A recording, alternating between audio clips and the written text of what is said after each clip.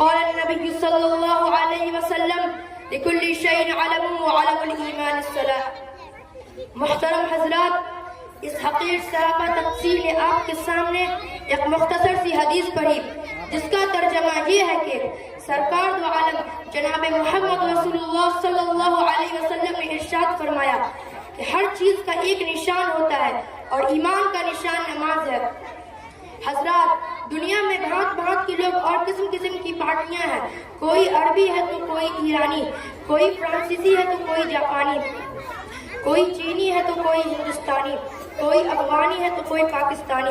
اسی طرح آپ کے ملک میں بھی مختلف پارٹیاں ہیں، کسی پارٹی کا نام کانگریس ہے تو کسی کا کمیونسٹ، کسی کا نام جن سنگھ ہے تو کسی کا سوشلسٹ۔ باوجود یہ کہ ان تمام پارٹیوں اور قوموں میں آپ ہی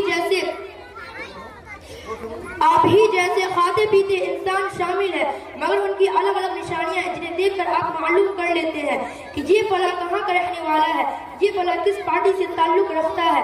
یہ تو گفتگو ہی ان چیزوں کے بارے میں جو ہماری نگاہوں سے گزرتی ہیں، مگر کچھ چیزیں ایسی ہیں جو ہماری آنکھوں سے نظر نہیں آتی، مگر ان کے کچھ نشانات ہوتے ہیں جن سے ان کے وجود کا پتہ چلتا ہے۔ مثال کے طور پر ہوا دکھائی نہیں دیتی، مگر جب پتیاں ہلتی ہیں تو پتہ چل جاتا ہے کہ ہوا چل رہی ہے۔ اسی طرح کفر، نفاق، فسق، ایمان جیسی چیزیں ہماری ظاہری آنکھوں سے نظر نہیں آتی، مگر کچھ علامتیں ہیں جن سے ہم پہچان جاتے ہیں کہ کون مخلص ہے اور کون منافق، کون مومن ہے اور کون فاسق۔ اس حدیث میں ایمانداری کی ایک نشانی بتائی گئی ہے کہ وہ نماز پڑھتا ہو، روزہ رکھتا ہو، چند مخصوص دن کے لیے حج و زکوٰۃ ہے، صرف دولت مند کے لیے، لیکن نماز ایک چیز ہے جو سال میں ہر دن، امیر ہو یا غریب، دولت مند ہو یا فقیر، جاہل ہو یا عالم، سب پر فرض ہے۔ یہی وجہ ہے کہ تاجدار مدینہ فخر رسول جناب محمد رسول اللہ صلی اللہ علیہ وسلم نے ارشاد فرمایا، من ترک الصلاۃ متعمدا فقد کفر۔ جس آدمی نے قصداً نماز چھوڑی اس نے کافر والا عمل کیا۔ یعنی نماز چھوڑنا مسلمانوں کا کام نہیں، مرد مسلم سب کچھ چھوڑ سکتا ہے مگر نماز چھوڑنا اس کے لیے گوارا نہیں ہونا چاہیے۔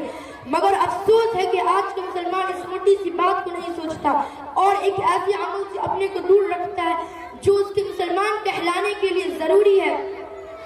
یہی وجہ ہے کہ آج باوجود مسلمان کہلانے کے ذلیل و خوار ہے، دنیا میں ذلت و نقبت ہمارے ساتھ لگی ہوئی ہے۔ اگر یہی حال رہا تو آخرت میں بھی کامیابی کا منہ نہیں دیکھ سکتے۔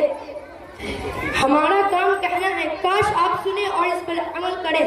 وآخر دعوانا ان الحمدللہ رب العالمین۔